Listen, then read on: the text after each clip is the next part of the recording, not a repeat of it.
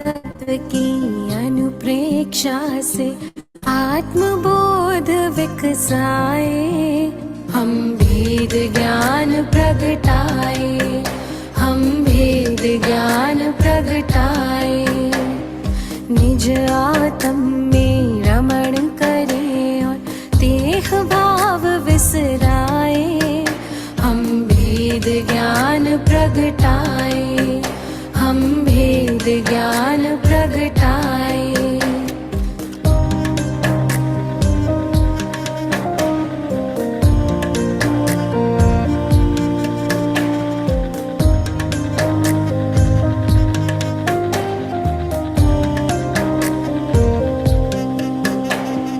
कर्म भिन्न है चेतन क्षीर नीर की भांति, तप का ताप लगे तो बिखरे सोने से ज्यों माटी। कर्म भिन्न है चेतन क्षीर नीर की भांति, तप का ताप लगे तो बिखरे सोने से ज्यों माटी।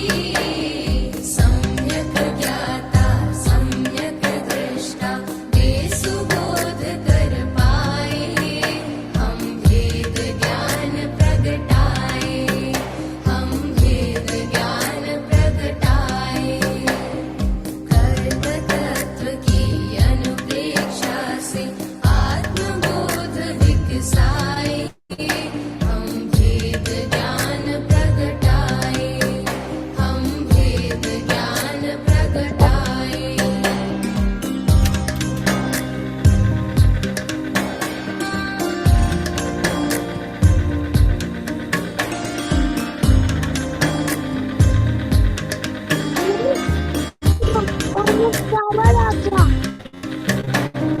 पुण्य भी पुत्कल पाप भी पुत्कल, कर्म भेद ये सारे, बंधते अरु सत्ता में रहते फल दे न्यारे न्यारे। पुण्य भी पुत्कल पाप भी पुत्कल, कर्म भेद ये सारे, बंधते अरु सत्ता में रहते फल दे न्यारे न्यारे। ज्ञान दीप संभाव की ज्योति भीतर आप जलाए, हम भेद ज्ञान प्रगटाए, हम भेद ज्ञान प्रगटाए। कर्म तत्व की अनुप्रेक्षा से आत्मबोध विकसाए, हम भेद ज्ञान प्रगटाए, हम भेद ज्ञान प्रगटाए।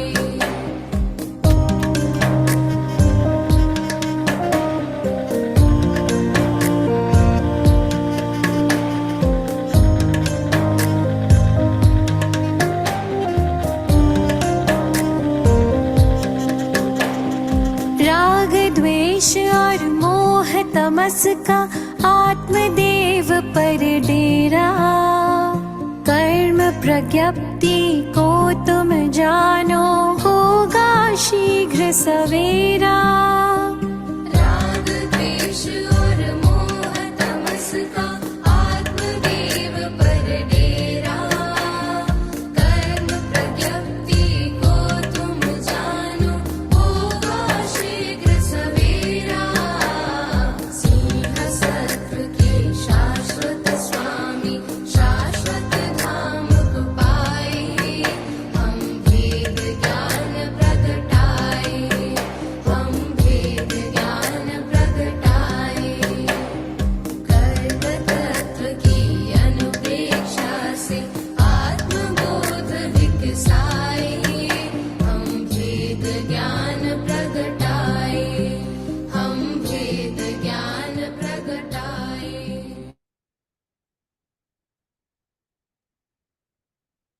करियो तो जे मैं सोची आ गेला करेला जी के उठाओ को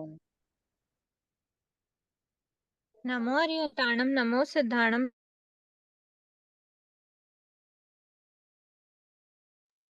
नमो हरिहंताणम नमो सिद्धाणम नमो आयर्याणम नमो वैचायणम नमो लोय सव साहुणम ऐसो पंच नमोकारो सर्व पाव पणास मंगलम च सवेसिम परमम हवै मंगलम। अहो आचार्य भगवान, अहो उपाध्याय भगवान, आप श्री जी ज्ञान के महासागर हैं। आप हमें अप्रत्यक्ष अनुज्ञा पूर्वक आशीर्वाद प्रदान करें, जिससे हम इस अपूर्व ज्ञान को ग्रहण धारण एवं वितरण करने में समर्थ बने। आप श्री जी की महती कृपा होगी। सभी से सादर जय जिनेन्द्र। जय जिनेन्द्र।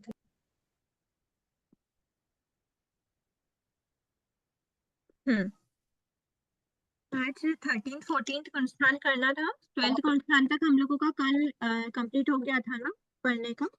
आज 13th 14th गुणस्थान देखना है। 12th गुणस्थान 11th गुणस्थान में कॉमन बातें क्या क्या थी एक बार रिकॉल कर लेते हैं। कॉमन क्या था?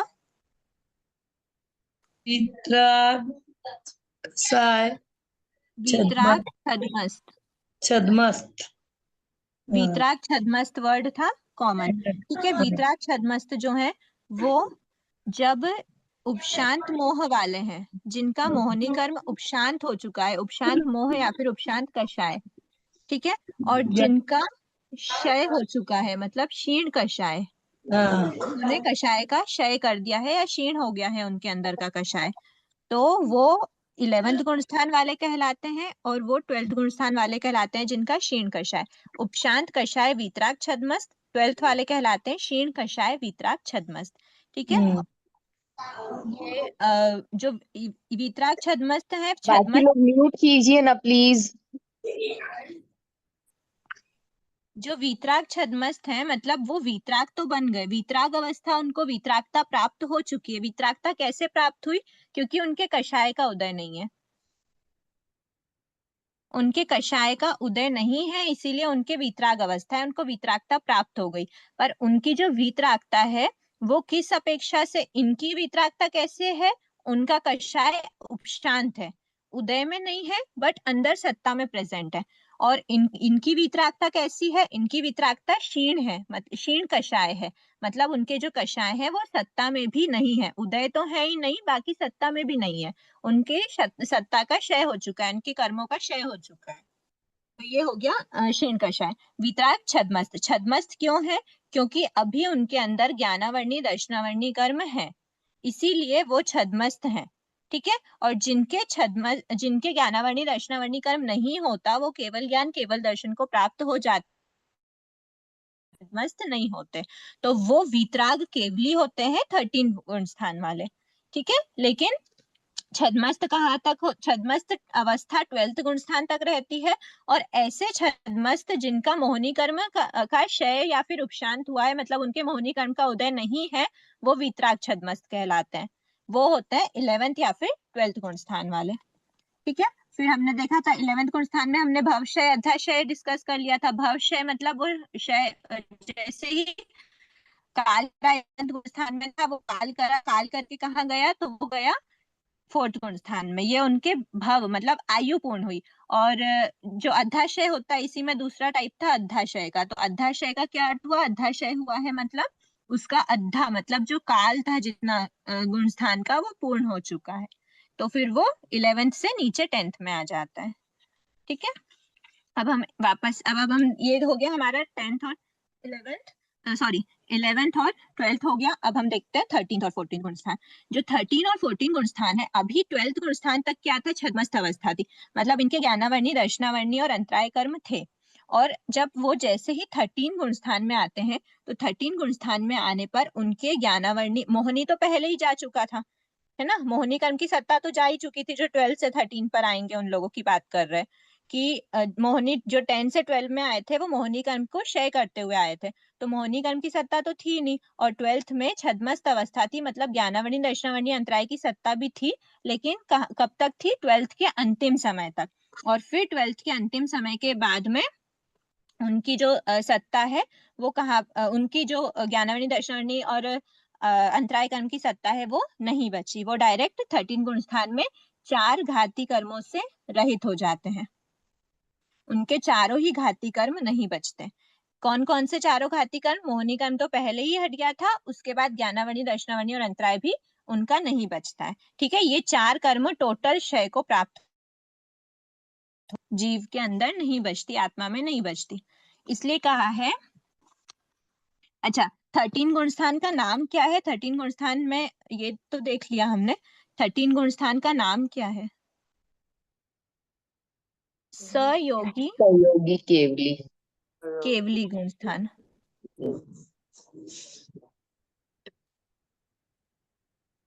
सहयोगी केवली गुणस्थान। अब देखो, छद्मस्थ अवस्था कब तक रहती है? जब उनके ज्ञानावर्णी, दर्शनावर्णी और अंतराय रहते हैं, तब छद्मस्थ अवस्था है। जब ज्ञानावर्णी, दर्शनावर्णी और अंतराय का क्षय हो गया तो वो उनकी केवली अवस्था है।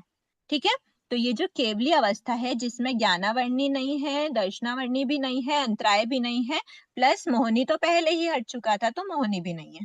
ठीक है, तो चारों ही घाती कर्म क्या है? नहीं है, उनकी सत्ता नहीं बची, मतलब उनका क्या कर दिया है? सर्वथा क्षय कर दिया गया है। तो ऐसे 4 घाती कर्मों का सर्वथा क्षय कर दिया, ये तो हो गई केवली अवस्था। केवली का अर्थ हमने समझा कि 4 घाती कर्मों का क्षय कर दिया है, केवल ज्ञान, केवल दर्शन प्रकट हो चुका है, ये केवली है। लेकिन यहाँ पर जो दूसरा वर्ड है सहयोगी, वो क्या डिनोट करता है? सहयोगी का मतलब होता है स प्लस योगी। योगी मतलब क्या? मन, वचन और काया का योग, मतलब मन, वचन, काया की प्रवृत्ति है, उसको बोलते हैं योग। जिनके मन, वचन, काया की प्रवृत्ति रहती है, मतलब जो योग सहित है, जो जिनमें मन, वचन, काया की प्रवृत्ति रहती है पर वो केवली अवस्था को प्राप्त कर चुके हैं, ऐसे जीवों के स्थान को बोलते हैं सहयोगी केवली गुण स्थान। ठीक है, और उसी का अपोजिट होता है 14th गुण स्थान। वो है, अपोजिट नहीं होता, मतलब ये सहयोगी का अपोजिट होता है, 13 का अपोजिट नहीं होता। सहयोगी केवली का मतलब होता है कि केवली तो है, केवली मतलब ज्ञानावनी, दर्शनावनी, मोहिनी और अंतराय का क्षय हो चुका है, 4 घाती कर्मों का, केवल ये अवस्था है, छद्मस्थ अवस्था नहीं है, पर वो अयोगी है। अ मतलब योग नहीं है उनका, सहयोगी मतलब योग सहित, अयोगी मतलब योग से रहित, जिनके योग का पूर्णतः क्या हो चुका है? मन, वचन, काया की प्रवृत्ति नहीं है। मन, वचन, काया की प्रवृत्ति नहीं है, इसको दूसरे शब्दों में कह सकते हैं जिनके योग का निरोध हो चुका है। निरोध करना मतलब क्या होता है? जब भी हम बोलते हैं कि योग निरोध कर दिया गया, योगों का निरोध हो गया है, निरोध का अर्थ होता है कि ना मन की, ना वचन की, ना काया की किसी की भी प्रवृत्ति नहीं हो रही है, कोई भी एक्शन नहीं हो रहा है, ना मन से चिंतन मनन चलता है, ना वचनों का प्रयोग, वचनों से जो भी स्वर वगैरह निकलते हैं, कुछ भी वचन की प्रवृत्ति नहीं होती, ना ही काया की कोई प्रवृत्ति होती है, कोई एक्शन काया के द्वारा नहीं होता। जब ऐसी अवस्था आ जाती है उसको बोलते हैं योग का निरोध करना, तीनों ही योगों का निरोध करना। तो ऐसी योगों का निरोध करने वाली जो अवस्था है, वो अवस्था होती है, ऐसे अवस्था वाले जो केवली भगवंत होते हैं, ऐसी अवस्था सिर्फ केवली भगवंत को ही हो सकती है, क्योंकि उसके पहले पहले 13 गुण स्थान तक हर जीव का मन, वचन, काया का योग चलता ही रहता है। अगर कोई अयोगी अवस्था आती है तो 1 एंड ओनली 14 गुण स्थान में ही जीव की अयोगी अवस्था आ सकती है, जहां पर ना मन से चिंतन मनन होता है, ना वचनों के द्वारा कोई प्रयोग होता है, और ना ही काया की कोई प्रवृत्ति होती है। तो ऐसी अयोगी अवस्था 14 गुण स्थान की होती है। ऐसे केवली भगवंतों के स्थान को अयोगी गुण स्थान कहते हैं।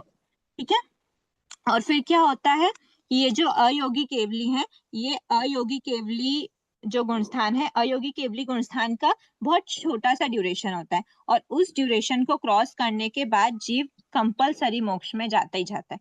तो ये जो छोटा सा ड्यूरेशन है, मतलब ये 14 गुणस्थान का जितने भी समय का होता होगा, उतने समय में लास्ट समय तक जीव के 4 कर्मों की सत्ता होती है। कौन से 4 कर्म? 4 अघाती कर्मों की सत्ता होती है।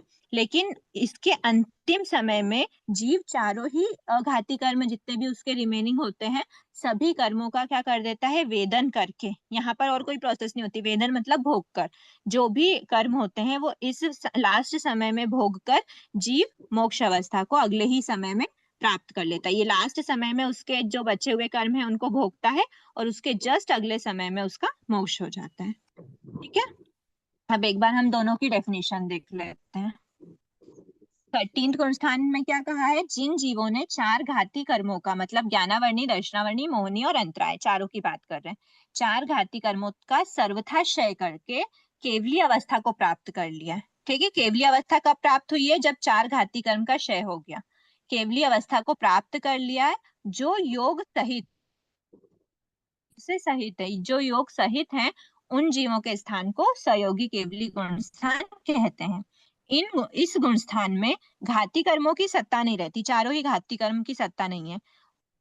इस गुणस्थान वर्ती जीव केवल ज्ञान, केवल दर्शन और अनंत आत्मशक्ति से संपन्न होते हैं। देखो, हमने ज्ञानावर्णी का जब जीव ने क्षय किया तो क्या मिला उसको, केवल ज्ञान। दर्शनावर्णी का क्षय किया तो केवल दर्शन, और जब अंतराय का क्षय किया तो उसको अनंत आत्मशक्ति प्राप्त हुई। ठीक है, तो अनंत आत्मशक्ति से संपन्न होते हैं एवं वे अरिहंत कहलाते हैं। अरिहंत क्यों कहलाए, देखो यहाँ पर जो हमने ये सेंटेंस बोला है ना, ये वाला, इस गुणस्थान वर्ती जीव के इस गुणस्थान वर्ती जीव केवल ज्ञान, केवल दृष्टि से संपन्न होते हैं एवं वे अरिहंत कहलाते हैं। तो ये जो 3 पॉइंट्स हैं प्लस चौथा पॉइंट, ये चौथे ही पॉइंट, ये चारों ही पॉइंट क्या डिनोट कर रहे हैं, ये ज्ञानावर्णी, दर्शनावर्णी, अंतराय और मोहनी कर्म को डिनोट कर रहे हैं। देखो, ज्ञानावर्णी को का क्षय हुआ तो उसको क्या प्राप्त हुआ, केवल ज्ञान। दर्शनावर्णी का क्षय हुआ तो केवल दर्शन। अंतराय का क्षय हुआ तो अनंत आत्मशक्ति। अनंत आत्मशक्ति मतलब अब उसको कोई उसकी शक्ति से ज्यादा ओवर पावर नहीं कर सकता, कोई उसकी शक्ति को रोक टोक नहीं लगा सकता। अंतराय कर्म के रहते ही जीव की शक्ति पूर्णतः प्रकट नहीं हो पाती थी, जितनी आत्मशक्ति होती है। तो अनंत आत्मशक्ति कब प्राप्त हुई, जब अंतराय कर्म का क्षय हुआ। और फिर उसके बाद एक लाइन लिखी है, वे अरिहंत कहलाते हैं। मोहनी कर्म क्या डिनोट करता है, अरिहंत, मतलब जिन्होंने अपने हंत, अरिहंत का मतलब क्या होता है, जिन्होंने अपने शत्रुओं को जीत लिया है। तो कौन से शत्रु, सबसे मेन शत्रु जो है वो चारों ही घाती कर्म है, मतलब, और उनमें भी सबसे, जैसे कर्म ऐसे बेसिकली बोले तो कर्म हमारे सबसे बड़े शत्रु हैं, उसमें भी बात करें तो 4 घाती कर्म शत्रु हैं हमारे, और उसमें भी अगर डीपली बात करें तो सबसे बड़ा शत्रु हमारा मोहनी कर्म है।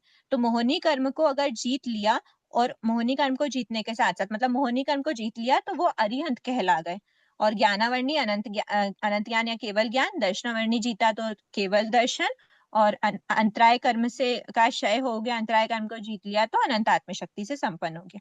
ये पार्ट बताया गया 13 गुण स्थान का। 14 गुण स्थान में क्या कहा है कि यहाँ पर तो मन वचन काया के योग से सहित होते हैं, मतलब योगों की प्रवृत्ति होती है, लेकिन यहाँ पर उन योगों का भी क्या हो जाता है, मन वचन काया की प्रवृत्ति रुक जाती है, उन योग का भी निरोध हो जाता है। तो जिन्होंने योग का पूर्ण निरोध करके अयोगी अवस्था प्राप्त कर ली है, ऐसे केवली भगवंतों के स्थान को अयोगी केवली गुणस्थान कहते हैं। ये गुणस्थान सिर्फ और सिर्फ केवली भगवंतों का ही होता है, इसलिए उन जीवों के स्थान ना बोल के उन केवली भगवंतों के स्थान बोला गया। ठीक है, जिन्होंने योगों का पूर्ण निरोध करके अयोगी अवस्था प्राप्त कर ली है, उन केवली भगवंतों के स्थान को अयोगी केवली गुण स्थान कहते हैं। 14वें गुण स्थान के अंतिम समय, ये जो हमने बात करी, 14वें गुण स्थान के अंतिम समय में जीव सत्तागत सभी कर्मों का वेदन करके, ये वेदन हो रहा है, ध्यान रखना, 14th गुण स्थान में कोई भी विशेष पुरुषार्थ करा गया, अपवर्तना करी गई, जितनी भी प्रोसेस हम लोगों ने देखी, वो सारी प्रोसेस में कुछ भी नहीं होता, मतलब वो 14 गुण स्थान एकदम नॉर्मली जितने भी उसके रिमेनिंग कर्म बचते हैं, उन कर्मों का क्या कर देता है, वो नॉर्मली भोग के वो आत्मा से बाहर जाते हैं, और उसके जस्ट अगले समय में, ये जो 14 गुण स्थान यहाँ पर खत्म हुआ, उसके जस्ट अगले समय में जीव मोक्ष को, सिद्धावस्था को प्राप्त कर लेता है। ठीक है, ये हो गया हमारे 14 गुण स्थान का पूरा वर्णन। तो ये वर्णन जो था, ये हमने हर गुणस्थान की सिर्फ और सिर्फ डेफिनेशन देखी है। डेफिनेशन देखिए, मतलब हर गुणस्थान का स्वरूप हमने समझा है कि एक एक गुणस्थान का नाम है तो नाम किस लिए है, और उस गुणस्थान में बेसिकली क्या क्या होता है समझने के हिसाब से।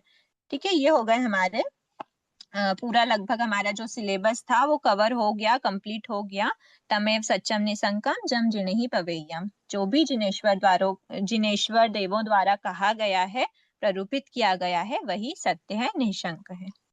ठीक है, अब एक बार हम लोग ना शिक्षा को भी शायद हमारी रह गई थी, स्टार्टिंग से देखी नहीं देखी, एक बार हम वो शिक्षा के दोहे भी देख लेते हैं, अध्याय से प्राप्त शिक्षा के, और फिर साथ ही साथ में जो हमारे पोल्स के क्वेश्चन है वो आज हम स्टार्ट करने के भाव रखते हैं, अगर टाइम रहता है तो।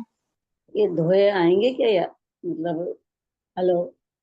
अगर हमारे सिलेबस में है तो हम लोगों को पढ़ लेना चाहिए, पेपर बनाने वालों के ऊपर है उन लोगों ने दिया है या नहीं दिया। बट अगर अच्छा हमारे सिलेबस में है तो उससे अध्याय से प्राप्त शिक्षा भी हमारे लिए महत्वपूर्ण है, क्योंकि जी। ऑफ कोर्स अगर हम पूरा अध्ययन कर रहे हैं तो किसी ना किसी शिक्षा को पाने के लिए ही कर रहे हैं। हम सिर्फ किताबों के हिसाब से नहीं पढ़ रहे हैं कि हमको नॉलेज लेना है, नॉलेज के साथ साथ हमारा उद्देश्य उससे प्राप्त शिक्षा को भी ग्रहण करना है। ओके। ठीक है, सबसे पहला चैप्टर क्या था, चैप्टर का नाम और वो किसके अनुसार लिया गया है ये भी ध्यान में रखना। ठीक है, या तो आप एक काम करिए, साथ में पेन कॉपी रख के उसको साथ साथ में लिखते जाइए। अध्याय 5 कर्म प्रकृतियों का विपाक। यहाँ पे हमने जिस भी प्रकार से जो फल देते हैं कर्म प्रकृति, वो किस किस टाइप से, मतलब जो भी। अच्छा, अभी 8th 9th का आपको टेस्ट देना है ना? ठीक है, 8th 9th के सिलेबस देख लेंगे एक बार, जो भी डाउट्स उसमें हैं। कर्म प्रकृतियों का विपाक, तो जिस जिस भी रूप में जिस विपाक होता है, फल देती हैं, वो उस प्रकृतियों का हमने डिवीजन किया था। ये किसके अनुसार लिया गया है? श्री बंध शतक नामक बंद जो शतक ग्रंथ है, के उस श्री बंध शतक के अनुसार हमने अच्छा 5th अध्याय को लिया हुआ है, कर्म प्रकृतियों का विपाक। ठीक है, इसके अध्याय से प्राप्त शिक्षा, हमने जो भी विपाक को समझा, जो भी फल देने को समझा कि वो किस किस रूप में अपना फल देते हैं, किसके माध्यम से फल देते हैं, उससे प्राप्त शिक्षा बता रहे। जैसा करता जीव है वैसा ही फल पाए, जाने कर्म विपाक को समता में रम जाए। जीव ने जैसा किया वैसा ही उसको फल मिला है। ये इस प्रकार के कर्मों के फल क्या होते हैं, किस रूप के होते हैं, कैसे कैसे माध्यम से वो हमारे ऊपर फल देते हैं, उसको जानने के बाद हमको समता में रम जाना चाहिए, क्योंकि जो भी हमने करा है वही हमारे फल में उदय में आ रहा है, वही विपाक हमको मिल रहा है। ठीक है, समता में रम जाने का भाव यही है कि हमको समता पूर्वक उन चीजों को समझ पूर्वक, जो हमने पढ़ा है, जो हमने सीखा है, उसको समझना है, और अपने हर हर अवस्था में, हर अनुकूलता प्रतिकूलता में सिर्फ और सिर्फ अपने किए हुए कर्मों का फल समझना है। ठीक है, ऐसा बोल सकते हैं ना, समभाव में रहे। हाँ, समता में रमण करना मतलब समभाव में रहना, एक ही बात है लगभग। अध्याय 6 है घाती व अघाती। ये भी लिया गया है श्री बंध शतक के अनुसार। ठीक है, श्री बंध शतक के अनुसार घाती व अघाती कर्म लिए हैं। इसमें जो शिक्षा प्राप्त है वो देख लेते हैं एक बार। घाती सर्व व देश से, मतलब जो घाती कर्म है, घात किस प्रकार घात करते हैं, या तो वो सर्व रूप से घात करते हैं या फिर देश रूप से घात करते हैं।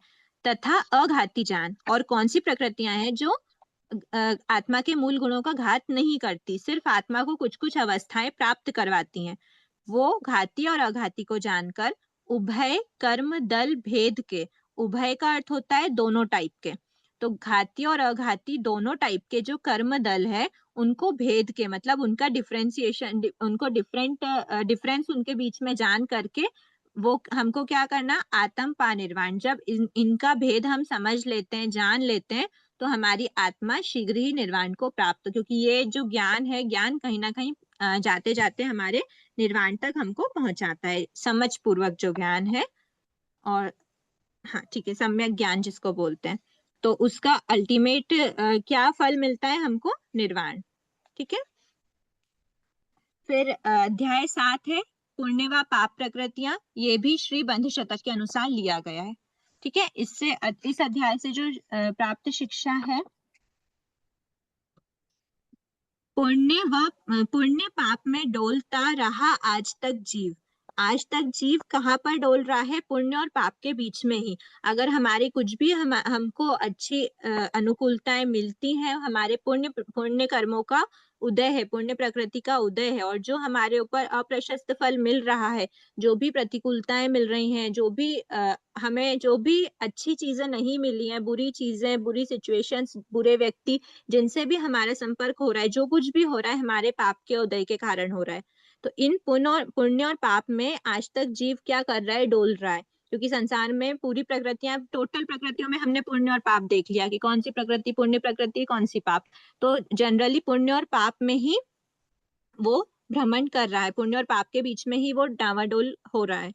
सुन जिनवाणी चेतना, रखो धर्म की नींव। नींव मतलब बेस। हमारा बेस क्या होना चाहिए, हमारा आधार क्या होना चाहिए, वन एंड ओनली धर्म को ही आधार रखकर सुन जिनवाणी चेतना मतलब जो भी जिनवाणी के माध्यम से हमको पता चलता है कि हमारे पास आज जो कुछ भी है हमारे पुण्य का उदय है, इसीलिए हमारे पास सब अच्छे सब मटेरियलिस्टिक चीजों से लेकर रिलेशंस से लेकर हमारे सारे सभी अनुकूलताएं जो भी हमको मिल रही हैं सिर्फ और सिर्फ पुण्य के उदय के कारण मिल रही हैं। और जो भी अभाव है आज हमारे पाप कर्म का उदय है तो हमें वो सारे अभाव हैं। और कब ये पुण्य पाप में बदल जाए, और मतलब पुण्य पाप में बदल जाए मतलब क्या, प्रकृति चेंज नहीं होगी, पर कब कौन सी प्रकृति का उदय आ जाए। आज आपके पुण्य प्रकृति का उदय चल रहा है, कब उनकी उदय कंप्लीट, उनका उदय का काल कंप्लीट हुआ और पाप प्रकृति का उदय आ जाएगा, हमको नहीं पता। तो यही जिनवाणी समझाती है।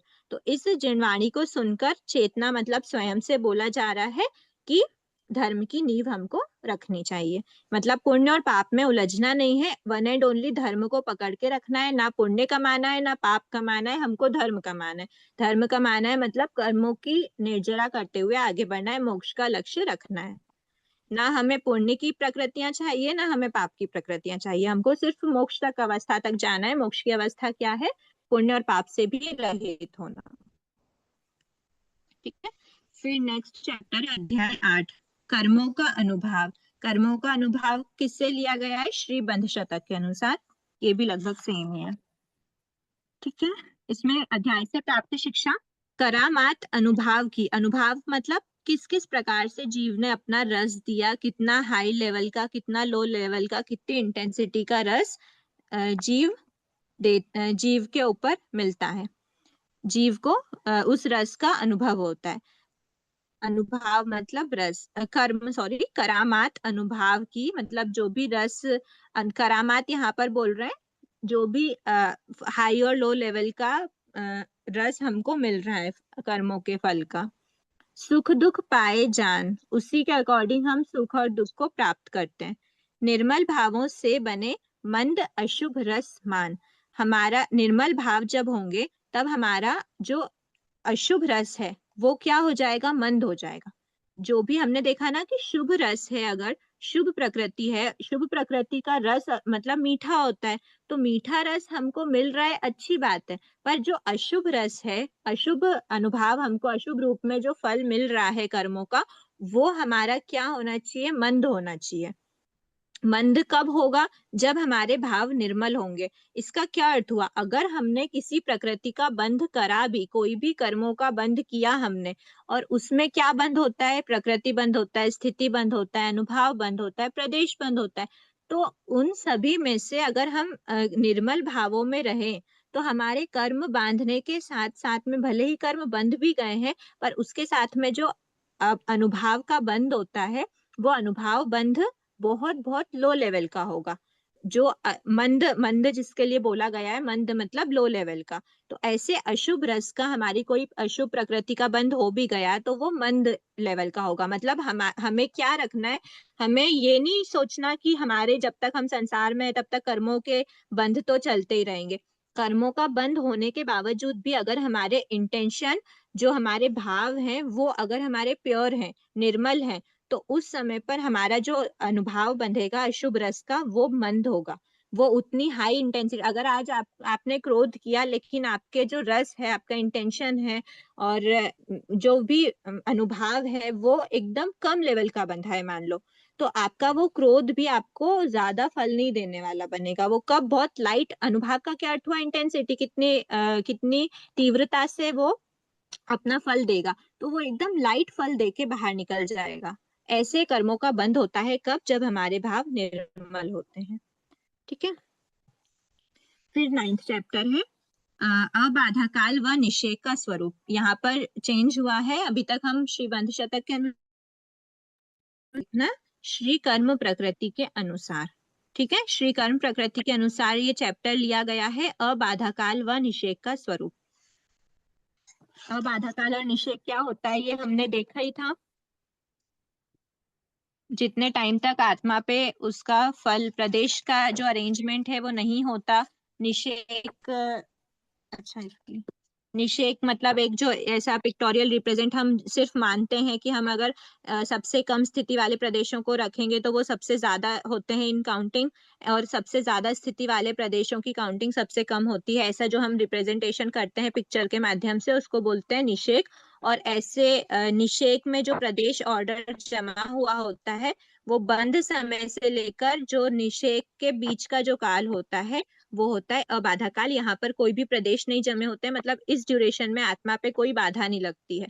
आत्मा के कोई भी प्रदेश आत्मा से बाहर नहीं निकलते, उनका उदय नहीं होता। ये होता है अबाधा काल।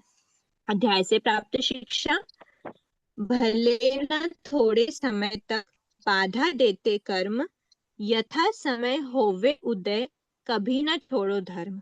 हमने देखा कि थोड़े समय पर अबाधा काल है, मतलब बाधित नहीं कर रहा आत्मा को किसी भी रूप में, पर उसके बाद उसका फ्यूचर ये बंद समय है। थोड़े टाइम तक हमको लगा कि कोई भी उदय नहीं आया, वो अबाधा काल है, पर उसके बाद डेफिनेटली इन फ्यूचर वो उदय आना ही आना है। जैसे ही अबाधा काल पूर्ण हुआ और सारे प्रदेश अपना उदय दिखाना स्टार्ट हो जाएंगे, जितनी जितनी उनकी स्थिति है उस अकॉर्डिंग वो उदय में आते जाएंगे।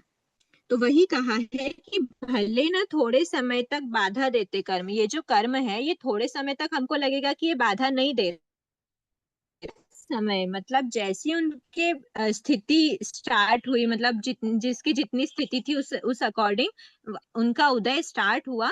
तो वैसे वैसे प्रदेशों ने उदय दिया, मतलब अपना अपना कर्म का फल भोग देते गए। वैसे वैसे उदय में आते हुए वो बाहर आते गए। उस यथा समय पर उदय होता है, कभी ना छोड़ो धर्म। और धर्म की नींव, जैसे हमने कहा था कि धर्म की नींव साथ लेना है, धर्म को कभी नहीं छोड़ना है, क्योंकि धर्म नहीं छूटेगा तो हमारे कितने ही कर्मों के उदय आ जाए, आके चले जाएं। और ये भी हमें हमें समझ रहेगी कि भले ही थोड़े टाइम तक अबाधा काल है, बट उसके बाद एक डेफिनेट पॉइंट पर तो जाकर यहाँ उदय में आया, उदय में आया, उदय में आया, उदय में आते आते एक पॉइंट ऐसा आएगा जब सारे प्रदेश के हो जाएंगे, उदय में आ जाएंगे। तो ये वाला जो कर्म है ये कभी ना कभी एंड होना ही होना है। ऐसे हमको रखना कि कर्म तो एक दिन एंड होंगे ही होंगे, लेकिन धर्म को कभी नहीं छोड़ना है। ठीक है, फिर आता है अध्याय 10। अध्याय 10 क्या है? कर्मों का स्थितिबंध एवं अबाधा काल। ये किसके आधार पर लिया गया है? श्री प्रज्ञापना सूत्र एवं श्री कर्म प्रकृति के अनुसार। इसके पहले वाला जो अबाधा काल था वो अबाधा काल और निषेक, वो हमने श्री कर्म प्रकृति के अनुसार लिया था। और कर्मों की स्थिति बंध, जो हर एक प्रकृति का हम स्थिति बंध और उसका जघन्य उत्कृष्ट अबाधा काल बताते हैं, वो श्री प्रज्ञापना सूत्र एवं श्री कर्म प्रकृति दोनों के अनुसार लिया गया। ठीक है, इस अध्याय से क्या शिक्षा प्राप्त हो रही है?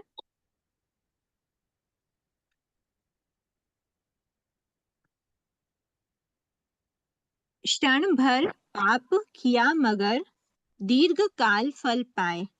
क्षणिक, बिल्कुल एक समय का होता है जब हम कर्मों का बंध करते हैं। वो बंध समय कितना शॉर्ट होता है, एक समय कितना सूक्ष्म है। काल का अविभाज्य अंश है समय। और एक मिनट के, वो एक मिनट तो बहुत बड़ी बात हो गई, एक पलक झपकते ही असंख्य समय व्यतीत हो जाते हैं। इतना सूक्ष्म समय होता है। और उस क्षण भर में, उस समय भर में हमने क्या कर लिया? पाप का बंध कर लिया। लेकिन उस पाप का जो बंध हुआ वो दीर्घ काल तक, हमारे जब तक उसकी जितनी स्थिति का हमने बंद किया तब तक वो हमारी आत्मा के साथ वो कर्म प्रदेश रहेंगे। वो कर्मों की प्रकृति हमारी आत्मा को फ्री नहीं करेगी, तो वो दीर्घ काल तक अपना फल देती रहती है। एक समय, मतलब कितनी बड़ी बात है कि एक समय के लिए हमने पाप के भावों में गए, पाप की क्रियाएं करी, पाप को बांध लिया, और वो एक समय का पाप हमको इतने लंबे टाइम तक के लिए वो उदय में आने लगता आ जाता है। हमारे आत्मा पे वो इतना लंबे टाइम तक प्रभाव डालता रहता है। एक कदम का फिसलता बहुकाल दुख पाए।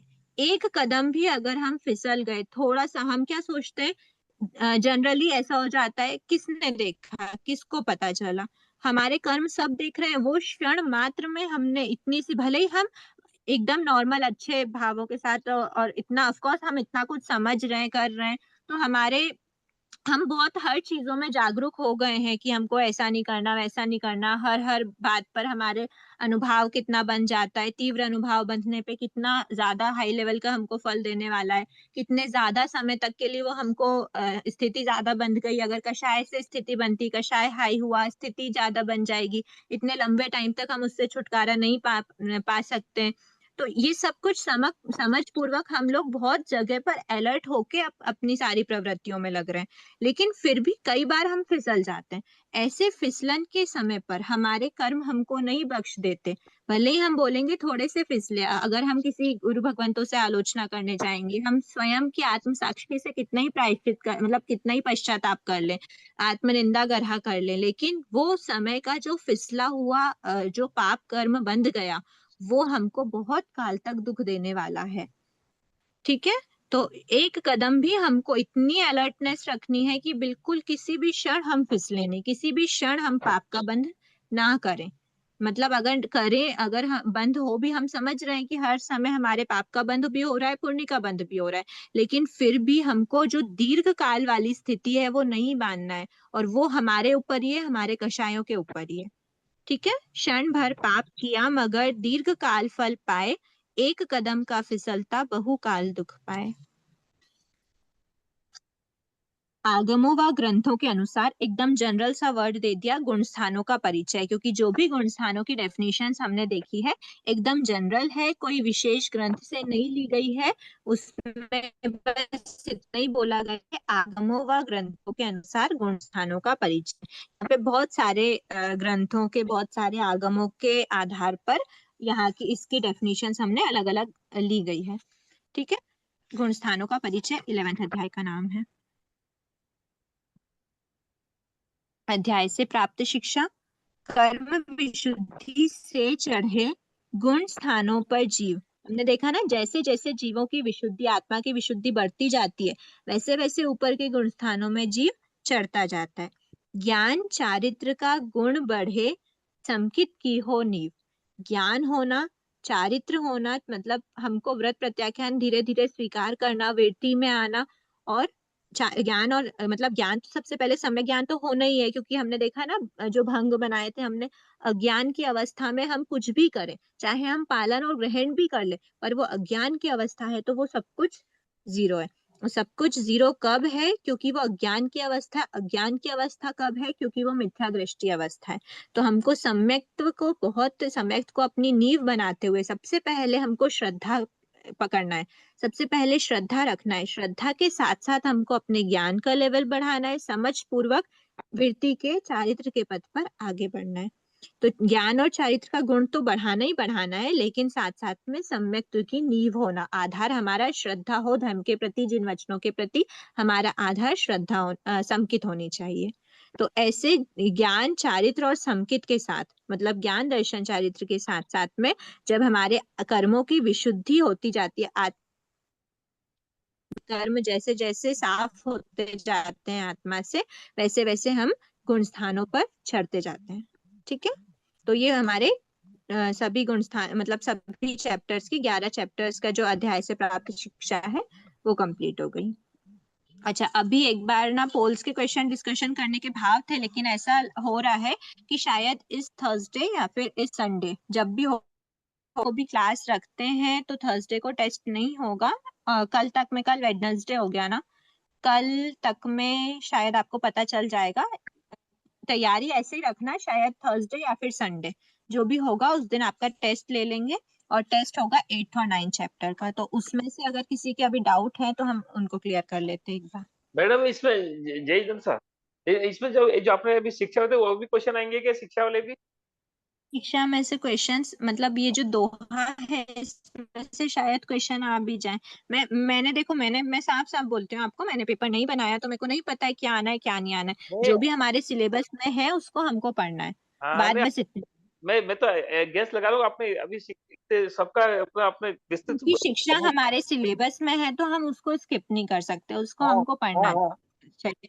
इनफैक्ट ये भी पढ़ना है, और किस आधार पर लिया है ये भी पढ़ना जरूरी है। ठीक है, और जी जी जो टिप्पणी है नीचे की, उन टिप्पणी में भी जो भी वो है, ये क्या बोलते हैं, डेफिनेशंस हैं या फिर कोई भी अगर कोई भी विशेष चीज ली गई है तो उसको हमको ध्यान में रखना है, ठीक है। किस आधार पर लिया है, कौन सा क्या है, वो अगर हम नहीं भी जाने तो भी इतनी दिक्कत नहीं है। पर जैसे यहाँ पर है कि जो अबाधा काल है, अबाधा काल कर्मबंध की अपेक्षा से होता है। कर्मबंध ये जैसे हमने ये वाला पॉइंट डिस्कस किया था कि अबाधा काल किसकी अपेक्षा बोलते हैं हम, कर्मबंध की अपेक्षा ही बोलते हैं कि इतने तक के लिए मैं को भी प्रश्न होते हैं, देश नहीं होते। वो इसलिए किस वजह से हम बोलते हैं कि जब हमारा कर्म का बंध होता है तो हम कर्म बंद करते समय, कर्म बंध जो बंध समय होता है, कर्म बंद करते समय हम ये डिसाइड करते हैं कि हमारी टोटल स्थिति इतनी रहने वाली है, उसमें से इतना उसका अबाधा काल रहने वाला है और इतना उसकी जो स्थिति अनुभव योग्य है उसमें वो प्रदेशों का उदय होता है। मतलब जो प्रदेशों का अरेंजमेंट है वो इतने ही ड्यूरेशन में होता है, इस ड्यूरेशन में नहीं होता। ये कब डिसाइड हुआ, ये बंद समय पर डिसाइड हुआ। लेकिन ये जो प्रदेशों की प्रदेश यहाँ पर नहीं होते अबाधा काल में, ये हमने बंद समय की अपेक्षा कहा। लेकिन जैसे अपवर्तना आदि जो प्रोसेस होती हैं उसमें मैंने बताया ना आपको, अपवर्तना में क्या होता है, हमने जो 5 अपूर्व कार्य पढ़े उसमें देखा था कि जो स्थिति घात और अनुभाव घात करता है, ऊपर के जो प्रदेश का स्थिति कम करता है, उनके रस को कम करता है, वो प्रदेशों को क्या करते हैं, गुण श्रेणी बनाते हैं, मतलब उनको नीचे लेके आते हैं। नीचे उनकी स्थिति कम करी है, स्थिति कम करी का क्या मतलब हुआ, प्रदेश तो पूरे भोगने पड़ेंगे। तो वो जो प्रदेश बहुत बाद में उदय में आ रहे थे उनकी जो स्थिति है उसको हम पहले ही मतलब उदय में पहले जो स्थिति कम स्थिति वाले प्रदेश है उनके साथ हम उन प्रदेशों को अरेंज कर देते हैं। मतलब उसकी स्थिति का घात करा, स्थिति को कम कर दिया उन प्रदेशों की। तो जो स्थिति को कम करा जाता है तो उसमें कई बार अबाधा काल के अंदर भी वो प्रदेशों का अरेंजमेंट होता है। तो इसीलिए अबाधा काल का जो मतलब कोई भी अबाधा काल में कोई भी प्रदेश नहीं रहेंगे, ये किस अपेक्षा से कहा गया है, ये कर्मबंध के समय की अपेक्षा से ही कहा गया है। अर्थात कर्मबंध के समय अबाधा काल में कर्म प्रदेश स्थापित नहीं किए जाते, किंतु जैसे ही कर्म प्रदेशों को आत्मा के साथ बंधे हुए एक आवलिका व्यतीत हो जाती है, वैसे ही उन कर्म प्रदेशों को अपवर्तना आदि के द्वारा अबाधा काल में स्थापित किया जाता है। एक आवलिका के बाद अगर अपवर्तना की प्रोसेस होती है तो अपवर्तना के द्वारा वो प्रदेशों को नीचे लाया जा सकता है अबाधा काल में भी। मतलब जल्दी जल्दी अपवर्तना क्या है, हमको उसकी स्थिति कम करना है, अनुभाव कम करना है, तो हमको जल्दी जल्दी उन प्रदेशों को आत्मा से बाहर निकालना है। तो इस वजह से अबाधा काल में भी उनको स्थापित कर देते हैं। तो ये जो है ये एग्जेप्शन, मतलब एग्जेप्शन तो नहीं है, पर ये जो केस है कि अबाधा काल में प्रदेश नहीं होते, तो वो हमने सिर्फ बंध समय की अपेक्षा रखा है। इनिशियल मतलब एट फर्स्ट जो होता है बस उतना ही बताया हमने कि सबसे पहले जब जीव आत्मा के कर्म प्रदेशों, आत्मा से कर्म प्रदेशों का बंध करता है उस समय पर क्या होता है वही हमने बताया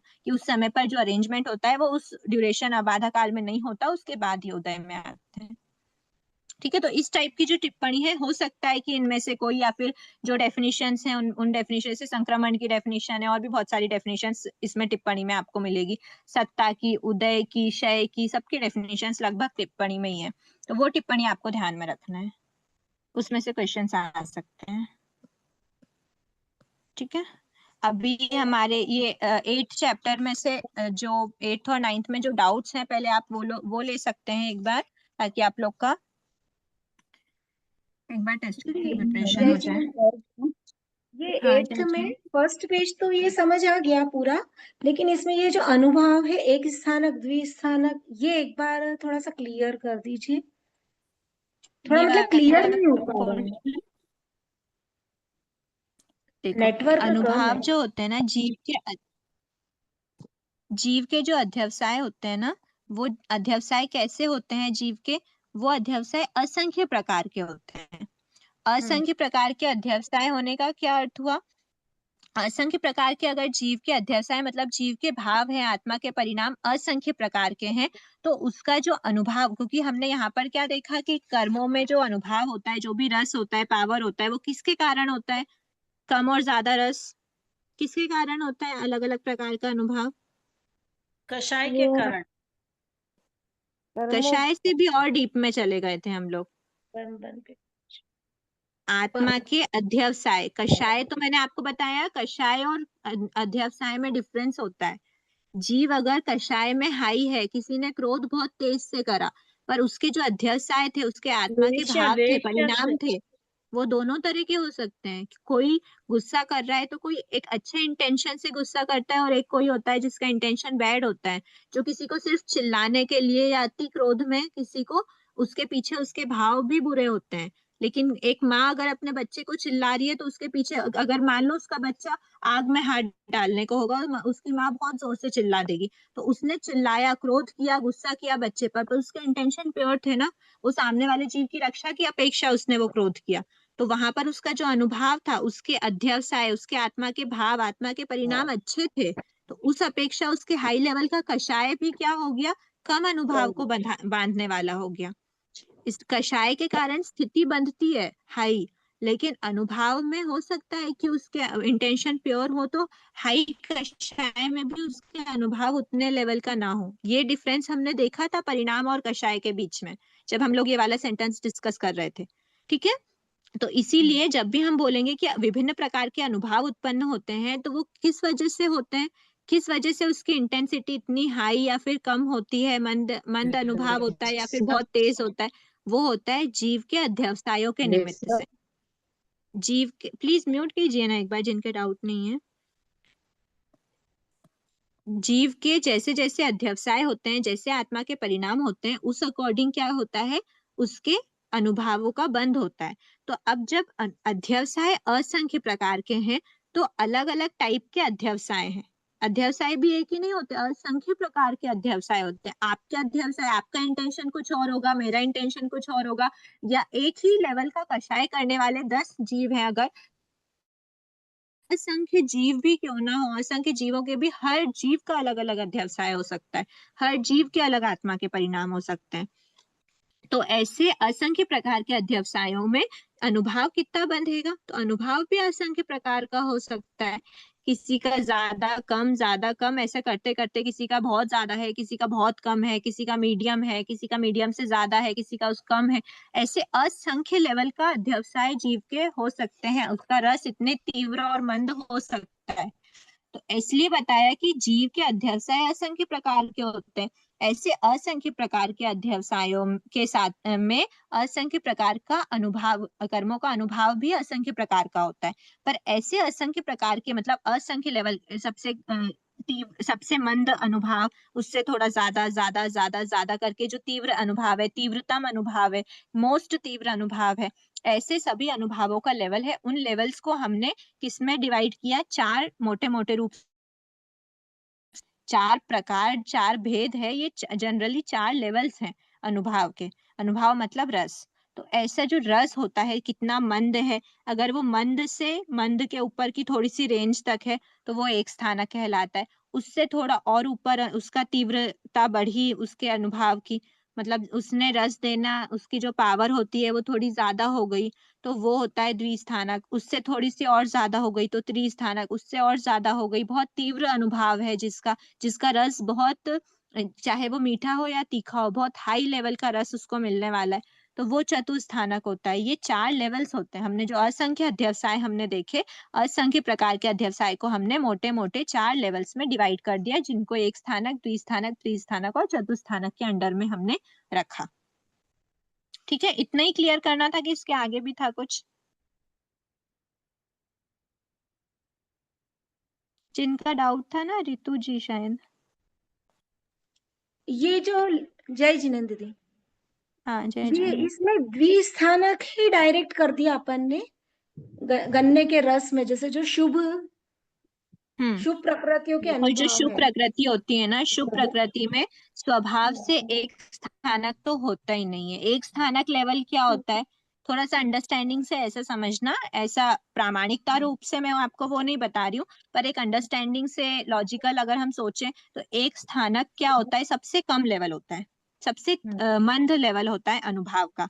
तो बताना क्या चाह रहे हैं भगवान ने, हम मतलब हमारे लिए थोड़ा पॉजिटिविटी, मतलब पॉजिटिव पॉइंट दिया हुआ है कि जो शुभ प्रकृति है ना, शुभ प्रकृति का अगर आपको फल मिलता है, शुभ प्रकृति का फल कैसा मिलता है, उसका अनुभव कैसा होता है, मीठा होता है ना, प्रशस्त फल होता है ना, तभी तो वो शुभ प्रकृति है, तभी तो वो पुण्य प्रकृति है, क्योंकि उसका फल मीठा है, प्रशस्त है। तो ऐसा प्रशस्त फल है, कभी भी अच्छे पुण्य प्रकृति का या फिर प्रशस्त फल का बिल्कुल लो लेवल मिलना तो बुरी बात है, और ऐसी बुरी बात हमको नहीं मिलती। मतलब अच्छा। कभी भी अगर शुभ प्रकृति का अनुभव होना है तो इतना छोटा सा अनुभव होके उदय में आके चला जाएगा, ऐसा नहीं होता। वो अपना पावर दिखाता है। अगर अगर देखो, अगर हम किसी की खातिरदारी करना चाहेंगे, अगर हम, तो उसकी खातिरदारी हम ऐसी करेंगे ना कि उसको दिखे। अगर हम थोड़े लेवल की करेंगे, थोड़े ज्यादा लेवल की करेंगे, और ज्यादा लेवल की करेंगे, भले ही हम कितनी भी खातिरदारी उसकी कर रहे हैं, सामने वाले को बेटर फील करवा रहे हैं, अच्छा फील करवा रहे हैं, तो उसको हम इस टाइप की करवाएंगे कि मतलब अब अगर हम सामने वाले के लिए अंदर ही अंदर अगर हम सोचें कि हम उनके लिए अच्छा करना चाह रहे हैं, पर सामने वाले को दिखेगा नहीं, उसका जो अनुभव है वो एकदम लो लेवल का होगा, बहुत मंद होगा, तो वो उसको दिखने ही वाला नहीं है ना। उसको क्या पता चलेगा कि हमने उसके लिए अच्छा किया या नहीं किया। जब हम थोड़ा सा लेवल बढ़ाते हैं तो शुभ चीजों में द्विस्थानक, त्रिस्थानक, चतुस्थानक का अनुभव ही होता है। उसमें एक स्थानक, इतना माइन्यूट लेवल का शुभ फल कभी नहीं मिलेगा। मिलेगा तो वो आपको दिखे, पता चले, ऐसा द्विस्थानक, त्रिस्थानक, चतुस्थानक ही होता है। पर जो अशुभ है, अशुभ में हम माइन्यूट लेवल का भी होना जरूरी है। माइन्यूट लेवल का कब होगा? देखो, मतलब ये ना एक प्रैक्टिकल लॉजिकल समझने के हिसाब से आपको बता रही हूँ मैं। उसके पीछे जो शास्त्रों के हिसाब से अगर हमको समझना है तो हम वो भी समझेंगे, मतलब जो एक्चुअल में जो होता है वो हम समझेंगे। पर देखो, ये तो हो गया द्विस्थानक, त्रिस्थानक, चतुस्थानक शुभ में होना।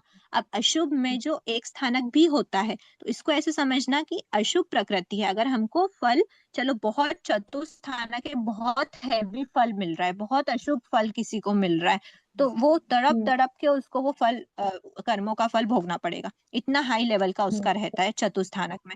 उससे थोड़ी सी कम करवाहट होती है त्रिस्थानक में, उससे थोड़ा उसको लाइट फल मिला, फिर थोड़ा और लाइट फल मिला। पाप प्रकृति की बात हो रही है, हाँ, कष्टों को भोगने की बात एक बार समझ सकते हैं। और उससे भी लास्ट लेवल है, जो कड़वाहट है वो एकदम माइन्यूट है। जैसे कि अभी मैं आपसे कहूँ कि आपका हल्का सा सिर दुखेगा और चला जाएगा, आपको पता ही नहीं चलेगा कि आपका सिर दर्द हुआ, थोड़ा सा हुआ और चले गया। वो इतना कम लेवल का उसका अनुभव रहा होगा। तो ऐसे कम लेवल के अनुभव को एक स्थानक जो होता है, वो एक स्थानक अशुभ प्रकृतियों में हो सकता है, होता है। मतलब एक स्थानक अनुभव भी जीव में, मतलब अशुभ प्रकृति का एक स्थानक अनुभव भी होता है। और द्विस्थानक, त्रिस्थानक, चतुस्थानक तो होता ही है, क्योंकि उसमें करवाहट बढ़ती बढ़ती जाती है और यहाँ पर मिठास बढ़ रही है। ये हमने देखा था कि इसमें द्विस्थानक होता है, एक स्थानक, द्विस्थानक, त्रिस्थानक, तीनों, चारों होते हैं, इसमें 3 होते हैं। ठीक है। अब हम दूसरी अपेक्षा से अगर हम ये बात करें, तो जो प्रकृतियां, जो अनुभव बंध जब हम समझेंगे ना, तो अनुभव बंध में हमने क्या देखा, 17 प्रकृतियां ऐसी होती हैं जिनमें एक स्थानक अनुभव बंध भी होता है।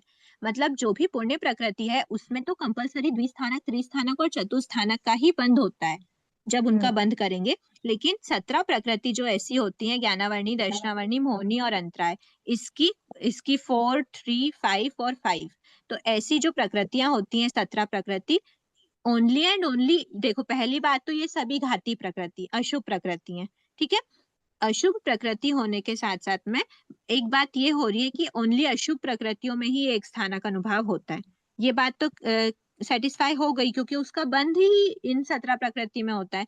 तो फिर अनुभव भी ऐसा ही होगा, एक स्थानक अनुभव जो फल मिलेगा कम लेवल का, इन प्रकृतियों का ही मिलेगा। और फिर दूसरी बात यह है कि जो 17 प्रकृति होती है ना, ये एक स्थानक अनुभव, देखो अशुभ प्रकृति है, बैड वाली प्रकृति का सबसे कम लेवल का अनुभव बंद कर रहा है।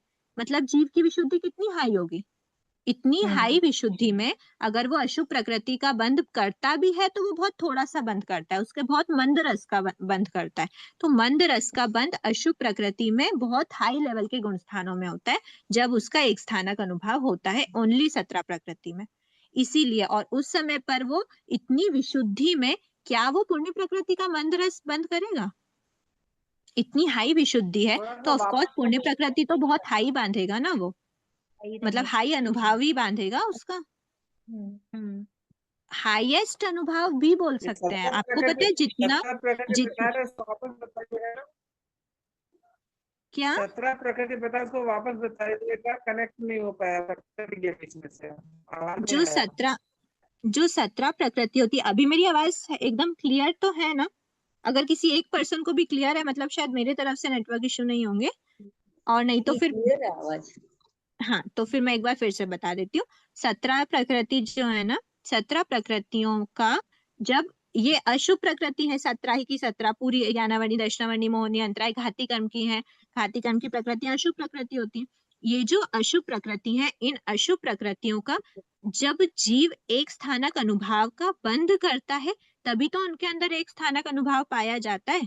और एक स्थानक अनुभाव मतलब बहुत कम लेवल की उसका अनुभव आएगा। तो अगर अशुभ प्रकृति का बहुत कम लेवल का अनुभव, बहुत कम लेवल का रस हमको मिल रहा है, मतलब अशुभता जितनी अप्रशस्तता उसकी मिलती है वो बहुत कम लेवल की मिल रही है, मतलब जीव ने कितनी ज्यादा विशुद्धि में इनका बंध किया होगा, बहुत हाई विशुद्धि होगी उस समय जीव की। तो बहुत हाई विशुद्धि है, बोला जाता है कि 10th गुण स्थान की विशुद्धि जो होती है, उस विशुद्धि में ये प्रकृतियों का बंध करते हैं और उनका एक स्थानक बंद करते हैं।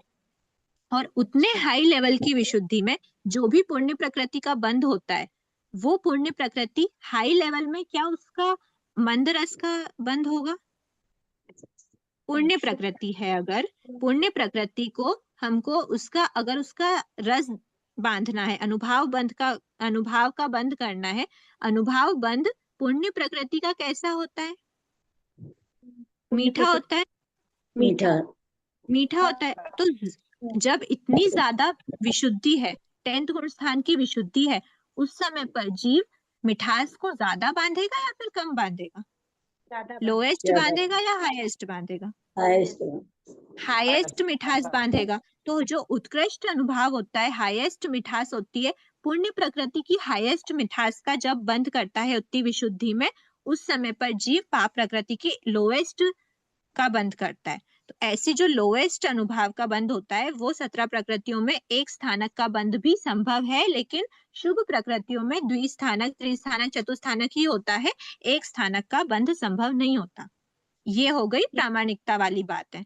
और एकदम जनरल चीजों से समझना, तो जनरल से यही समझना कि कभी भी अगर हमको अशुभ चीजों का फल चाहिए, तो अशुभ का थोड़ा सा होके मतलब थोड़ा सा रस मिले और वो निकल जाए, बेस्ट होगा। पर शुभ चीजों का तो ऑफ कोर्स हमको मिठास तो ज्यादा ही चाहिए होगी ना। थोड़ी सी शक्कर डाली नहीं डाली क्या फर्क पड़ेगा? थोड़ी शक्कर ज्यादा डालेंगे तभी तो पता चलेगा। अगर आप नमक चुटकी से एक चुटकी और ज्यादा बढ़ा दोगे, थोड़ा सा ज्यादा बढ़ा दोगे, तो आपको बहुत पता चलना है। पर अगर आप एक शक्कर का 2 चम्मच शक्कर डाल दोगे, तो आपको ज्यादा फर्क नहीं पड़ने वाला है। ठीक है, तो ये प्रैक्टिकल बात हो गई कि द्विस्थानक, त्रिस्थानक, चतुस्थानक होता है।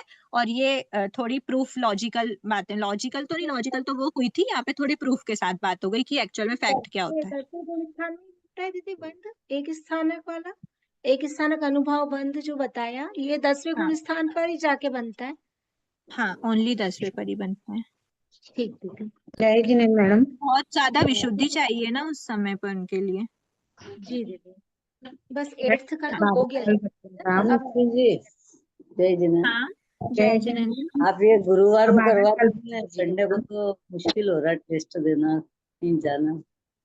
ठीक है, एक बार देख लेंगे। गुरुवार देखो, अभी तो हमारी क्लासेस तो जनरली डेली चल रही हैं, तो फिर हम जी। वीक में गुरुवार को रखें या शनिवार को रखें, जैसा भी होता है। क्योंकि क्या गुरुवार बिल्कुल परसों ही आ गया हाथों हाथ, तो एक बार अगर तो हम शनिवार फ्राइडे रविवार सैटरडे को भी दोनों रखेंगे तो चलेगा। तो किसी के यहाँ दे नहीं सकती, कहीं जाना है तो वही चक्कर हो रहा है। ठीक है, दीदी शनिवार गुरुवार रविवार को दोनों के आओ संडे को, संडे। संडे को ठीक है, जैसा भी होता है आगे। फिर मंडे रख लीजिए, कोई बात नहीं, मंडे को उस भी टाइम पे दे ट्रेनिंग है। रहे हो या फिर आपके 24 आवर्स वाला भी टेस्ट पेपर 1 जैसा भी सिस्टम खुला रहेगा। आपको अपना ठीक। बेस्ट देना है, बात इतनी है। ऐसा नहीं है कि आपको उस टाइम दे ओके दोगे तो ओके। आप बाद में नहीं दे सकते। मैडम अब आधार कार्ड थोड़ा सा बताइएगा ना प्लीज। और बाधा काल, अच्छा, दीदी इसमें इस वाले चैप्टर में कुछ है क्या अभी डाउट? क्योंकि हमारा टाइम लगभग होने में है और बाधा काल को हम हो स्टार्ट गया करेंगे तो पूरा। फिर हम उसको प्रॉपर करेंगे। देखो, ये 8th पूरा गुण चैप्टर हमने लगभग वापस से रिवाइज कर लिया है। इसमें एक बात यही छूटी हुई है, इसको देख लेते हैं। लगभग 5 मिनट का टाइम है। जो एक स्थानक अनुभव होता है, वो ओनली एंड ओनली देशघाती अनुभव होता है। प्रकृतियों की बात नहीं हो रहा है, प्रकृतियां देशघातिनी है या सर्वघातिनी, वो बात नहीं कर रहे हैं। क्योंकि देशघातिनी प्रकृति में भी सर्वघाती अनुभव होता है, हमने देखा ना। जैसे अवधि ज्ञानावर्णी है, अभी हमारे अवधि ज्ञानावर्णी का सर्वघाती अनुभव चल रहा है, हमारे अवधि ज्ञान का पूर्णतः घात कर चुका है। ठीक है, तो ये सर्वघाती अनुभव और देशघाती अनुभव। देशघाती अनुभव मतलब पूर्ण घात नहीं है, और सर्वघाती अनुभाव मतलब पूर्ण घात किया है। तो अगर पाप प्रकृति जो घातिनी प्रकृति है उनमें पूर्ण घात हो रहा है, सर्वघाती अनुभाव है, अपने घाती गुण का पूर्ण घात कर रहा है, तो वो सर्वघाती अनुभाव में द्विस्थानक, त्रिस्थानक और चतुस्थानक अनुभाव ही पॉसिबल है, क्योंकि पूर्ण घात करने के लिए उसको इतने हाई लेवल का रस भी देना जरूरी होता है। इतने हाई लेवल का रस होगा तभी तो वो पूर्ण घात कर पाएगी, पर एक स्थानक में वो सर्वघाती अनुभाव नहीं हो पाता, वो ओनली एंड ओनली देशघाती ही होता है। अब जो देशघाती अनुभाव है ना, मतलब आंशिक रूप से घात कर रही है, तो आंशिक रूप से घात मिनिमम एक स्थानक अनुभाव तो होता ही है, लेकिन थोड़े से लेवल का द्विस्थानक अनुभाव भी किसमें आ जाता है, देशघाती अनुभाव में आ जाता है। तो एक स्थानक तो पूरा की पूरा है, और थोड़ा सा द्विस्थानक अनुभाव भी देशघाती अनुभाव में ही आता है। मतलब अगर जीव ने देशघाती अनुभाव का बंध, मतलब जो देशघाती अनुभाव का जब उसका उदय आएगा, तो उस समय पर देशघाती अनुभाव का उदय है, मतलब वो जीव ने या तो ऑलरेडी एक स्थानक अनुभाव का बंध किया था या फिर थोड़ा सा द्विस्थानक का बंध किया था जो अभी उदय में आ रहा है। तो ये एक स्थानक और थोड़ा सा द्विस्थानक अनुभाव देशघाती अनुभाव होता है, और सर्वघाती में ओनली एंड ओनली द्विस्थानक, त्रिस्थानक और चतुस्थानक ही होता है, वहां पर एक स्थानक अनुभाव नहीं होता। ऐसा थोड़ा सा सोचने याद रखने के लिए समझ सकते हो कि सर्वघाती अनुभाव मतलब पूर्ण घात है, पूर्ण घात करने के लिए उसकी जो पावर है, इंटेंसिटी है, वो हाई होनी चाहिए, सबसे लोएस्ट नहीं हो सकती। दीदी और लेकिन देशघाती, ये बात तो अशुभ प्रकृतियों के लिए ही कही जा सकती है ना, शुभ में हाँ तो ये घातिनी क्या होते हैं, सर्वघाती देशघाती अनुभाव ओनली घातिनी प्रकृति में होता है ना। आपने देखा क्या कहीं वेदनी कर्म में सर्वघाती या देशघाती देखा हो? आयुष्य कर्म में सर्वघाती देशघाती पढ़ा क्या हमने? जो नहीं। हमारा 6th चैप्टर है, वो सिर्फ घातिनी प्रकृतियों में ही होता है। घातिनी प्रकृति अशुभ होती है, कोई भी शुभ प्रकृति नहीं होती घातिनी में। हम बात ही घातिनी प्रकृति की कर रहे हैं यहाँ पर। घातिनी प्रकृति के 4 प्रकार का जो अनुभाव है, वो देशघाती और सर्वघाती कौन सा अनुभाव में आता है? एक स्थानक देशघाती और होता है, सर्वघाती नहीं होता। द्विस्थानक जो होता है, द्विस्थानक का थोड़ा सा इनिशियल पार्ट देशघाती होता है, और पीछे का जो हैवी वाला पार्ट होता है वो सर्वघाती में आ जाता है, इसलिए दोनों प्रकार का होता है। और त्रिस्थानक चतुस्थानक में तो ओनली सर्वघाती होता है। और बस इतना ही दीदी बताना ये था। कहाँ लिखा है कि ये एक स्थानक 10वें गुण स्थान में ही होता, ये इस चैप्टर में कहीं मेंशन इस चैप्टर में नहीं है, इस अच्छा चैप्टर में नहीं है, वो समझाने के लिए से लिया गया है कि जो 17 प्रकृति है, वो समझा के देखना है, बस बोलो मतलब। जय ठीक हिंद है, दीदी। और ये जैसे 17 के साथ, हाँ जी जी। दीदी जैसे इसमें लिखा हुआ है ना कि एक स्थानक अनुभाव देशघाती ही होता है, सर्वघाती नहीं। तो इसको द्विस्थानक में जैसे आप बोले हैं ना कि द्विस्थानक का थोड़ा सा प्रारंभ का लेना, तो द्विस्थानक में लेंगे या एक स्थानक में भी ले लेंगे? क्योंकि एक स्थानक में लिखा हुआ है कि अनुभाव देशघाती होता है, सर्वघाती नहीं। सर्वघाती नहीं तो कैसे फिर लेंगे इसको द्विस्थानक में? सर्वघाती पार्ट तो नीचे है ना, सर्वघाती तक आ रहा है क्या एक स्थानक? यहाँ पे ये अगर आपको आपकी बुक में देखिए, अगर यहाँ पे इस पे विजिबल नहीं हो तो, बुक ये जो में तो डॉट डॉट डिवीजन हो रहा है, ये डॉट हाँ डॉट हाँ का डिवीजन कहाँ है? क्या सर्वघाती वाला जो एरिया है वो आपके इस एक स्थानक वाले एरिया को टच कर पा रहा है? एक स्थानक और नहीं, एक स्थानक तो आ रहा है देशघाती अनुभाव, और एक द्विस्थानक वाला स्थानक, एक स्थानक का टोटल एरिया देशघाती अनुभाव में ही आ रहा है, हाँ इसमें तो देशघाती और अनुभाव है। सर्वघाती में बिल्कुल नहीं आ रहा। ये वाला एरिया जो है ये सर्वघाती एरिया में, और इसमें टोटल जमीन आसमान का डिफरेंस दिख रहा है हमको, कि इस हाँ लाइन से यहाँ का पूरा एरिया सर्वघाती है, लेकिन जो देशघाती हो, ये जो ग्रीन लाइन है ना, आप लोगों की ग्रीन लाइन बुक में ध्यान से देखो, यहाँ पे बहुत लाइट ग्रीन है, और ये बढ़ते बढ़ते बढ़ते ये कितना डार्क ग्रीन हो गया। जैसे ये बीच में जो डॉट डॉट दिए हुए हैं ना, ये यहाँ तक ही तो एक स्थानक है ना? यहाँ तक एक स्थानक नहीं है, एक स्थानक यहाँ तक है, हाँ एक स्थानक यहाँ तो तक तो देशघाती अनुभाव है, यहाँ पर ये डॉट द्विस्थानक डॉट है। लिखा हुआ है। द्विस्थानक वहां से द्विस्थानक शुरू होता है ना? वहां से वहाँ द्विस्थानक शुरू नहीं हुआ है, द्विस्थानक यहाँ से शुरू हुआ है, एक स्थानक यहाँ पर खत्म हुआ है। आप इन दोनों पॉइंट्स को डिफरेंट समझो, ये पॉइंट अलग है और ये पॉइंट अलग है। ये वाला जो पॉइंट है ये द्विस्थानक का और देशघाती, ये एक स्थानक द्विस्थानक का डिवीजन नहीं है, वो ये वाला पॉइंट है। और ये जो पॉइंट है ना, ये देशघाती और सर्वघाती का डिवीजन है, तो एक ये स्थानक दो में, अलग अलग पॉइंट हैं। एक स्थानक में मतलब केवल केवल देशघाती अनुभाव ही तो होगा ना? हाँ, तो ये वही आ रहा है ना, ये वाले के अंदर अंदर ही है एक स्थानक। हाँ वही तो मैं बोलूं, जैसे ये ज्ञानामणि है जो एक स्थान 17 प्रकृतियां हैं, ये इस 10वें गुण पॉइंट स्थान से में प्रकृति हैं। एक बार वो 17 प्रकृतियों पे मत जाइए। अभी आपको ये देखना है ना, ये जो इस पॉइंट से लेकर इस पॉइंट तक जो है वो पूरा देशघाती अनुभाव है, और उसी के अंदर तो एक स्थानक आ रहा है और थोड़ा सा हाँ, द्विस्थानक भी आ रहा है। बस बात इतनी यहाँ है। पर और ये सर्वघाती में ओनली एंड जैसे ओनली त्रिस्थानक चतुस्थानक है और थोड़ा सा द्विस्थानक है। द्विस्थानक में तो समझ आ गया मुझे, पर यहाँ पर मेरी किताब में डॉट तो नहीं है, जैसे ये ऊपर में नहीं दिया हुआ अरे है। ये डॉट तो मैंने अभी लगाया है भाई, वो अच्छा मेरे मार्कर से लग गया गलती से। अच्छा अच्छा। ये डॉट डॉट जो लाइन है ना, ये डॉट डॉट ऊपर तक जा रहा है, वही बता रही हूँ बस। हाँ तो ये इसमें जो तो खाली, डॉट दिख रही है ना आपकी बुक में, ये तो दिख रही होगी। हाँ ये दिख रहा तो है। ये ऊपर तक ही जा रही है ना, पूरी लाइन है वो, तो लेवल तो उतना ही बताया। हाँ अच्छा जी, तो चलिए, ये और किसी की कोई डाउट है क्या? आप एक बार फिर से अनुपेक्षा करना, फिर नेक्स्ट क्लास में डिस्कस करते हैं अगर आपको ध्यान में नहीं आता है तो। नो डाउट ठीक ठीक है, है। दीदी, 8th में कोई डाउट नहीं है।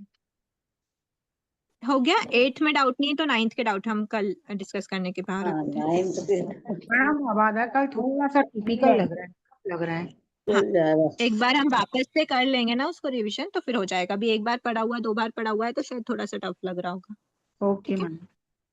और दीदी एक बार ये करने के बाद जब टेस्ट होगा, वो जो हम 100 क्वेश्चंस डिस्कस करेंगे पहले, या पहले हम पहले वाले उसका जैसा भी रिवीजन करें? जैसा भी होगा, पहले पोल्स के क्वेश्चन आपके सिलेबस में, मतलब उसमें टेस्ट पेपर में भी उसका वेटेज है, तो हम एक बार वो ले लेंगे, क्योंकि ये जो टॉपिक डिस्कशन है वो तो किसी के कोई ना कोई टॉपिक तो आते जाएंगे।